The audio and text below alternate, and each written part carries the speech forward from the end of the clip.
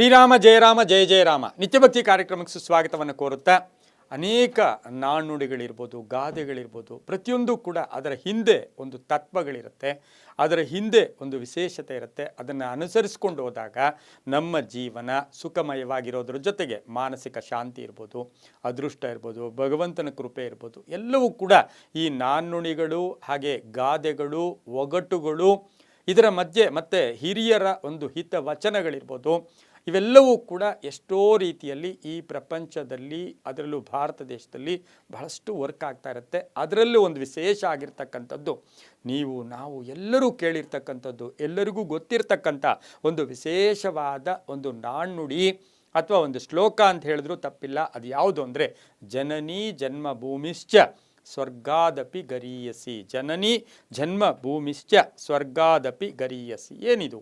ಸಾಮಾನ್ಯವಾಗಿ ಪ್ರತಿ ಪುಟ್ಟ ಹುಡುಗನ ಕೇಳಿದ್ರು ಕೂಡ ಈ ಇದನ್ನು ಹೇಳ್ತಾರೆ. ಜನನಿ ಮತ್ತು ಜನ್ಮಭೂಮಿ ಸ್ವರ್ಗಕ್ಕಿಂತ ಮಿಗಿಲಾದುದು, ಸ್ವರ್ಗಕ್ಕಿಂತ ಮಿಗಿಲಾದುದು ಅಂತಕ್ಕಂಥ ಮಾತು.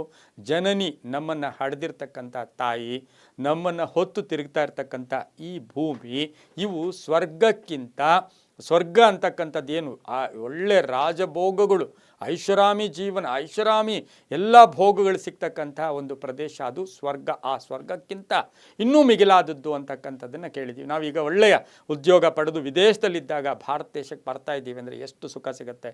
ನಮ್ಮ ಹಳ್ಳಿಗೆ ಬಂದಾಗ, ನಮ್ಮ ಹಳ್ಳಿಯವರು ಅಲ್ಲಿ ಸಿಕ್ಕಿದಾಗ, ನಮ್ಮ ಹಳ್ಳಿಯವರು ಎಲ್ಲೋ ಸಿಕ್ಕಿದಾಗ, ಇದೆಲ್ಲವೂ ಕೂಡ ಏನು ಅನುಭೂತಿಯನ್ನು ಕೊಡುತ್ತೆ. ಈ ಪದ, ಈ ಒಂದು ನಾಣ್ಣುಡಿ, ಈ ಒಗಟು ಅಥವಾ ಈ ಶ್ಲೋಕ ಎಲ್ಲಿಂದ ಬಂತು, ಹೇಗೆ ಬಂತು, ಇದರ ವಿಶೇಷ ಏನು, ಇದಕ್ಕೇನಾದರೂ ಮೂಲ ಏನು ಅಂತ ನಾವು ಹುಡುಕೊಂಡು ಹೋದಾಗ ನಮಗೆ ಸಾಮಾನ್ಯವಾಗಿ ಮಾನವ ಅವತಾರವನ್ನು ತಾಳಿ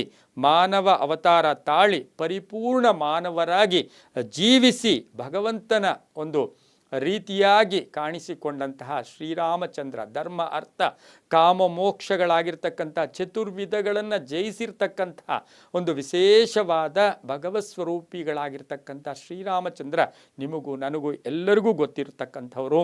ಮರ್ಯಾದಾ ಪುರುಷೋತ್ತಮರಾಗಿ ರಾಜೀವ ಲೋಚನ ಅಂತ ಹೇಳ್ತೀವಿ, ಜಾನಕಿ ವಲ್ಲಭ, ಜನಾರ್ದನ, ದಶರಥ ನಂದನ, ಕೌಸಲ್ಯಾನಂದನ, ಈ ಒಂದು ಅನೇಕ ಹೆಸರುಗಳು.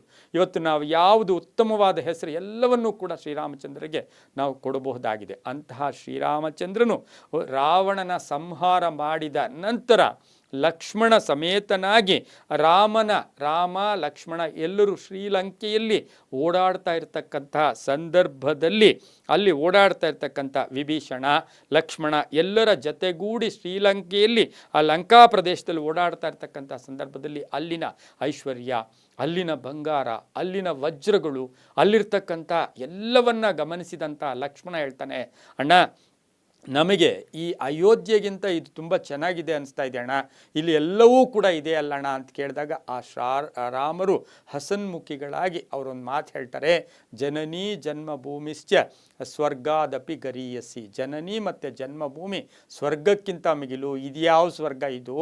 ಬೇರೆ ಯಾರೋ ಮಾಡಿರ್ತಕ್ಕಂಥದ್ರಲ್ಲಿ ನಾವು ಬಂದಿರತಕ್ಕಂಥದ್ದು, ನಾವಿರೋ ಮನೆ, ನಮ್ಮ ಒಂದು ಜನನಿ ತಾಯಿ, ನಮ್ಮ ಪ್ರದೇಶ, ಈ ಒಂದು ಸ್ವರ್ಗಕ್ಕಿಂತ ಮಿಗಿಲಾದುದು ಅಂತಕ್ಕಂತಹ ಮಾತನ್ನು ಹೇಳ್ತಾರೆ. ಕೇವಲ ಇದು ನಾಣ್ಣುಡಿಯಾಗಿರಬಾರ್ದು, ಕೇವಲ ಇದು ಶ್ಲೋಕವಾಗಿರಬಾರ್ದು.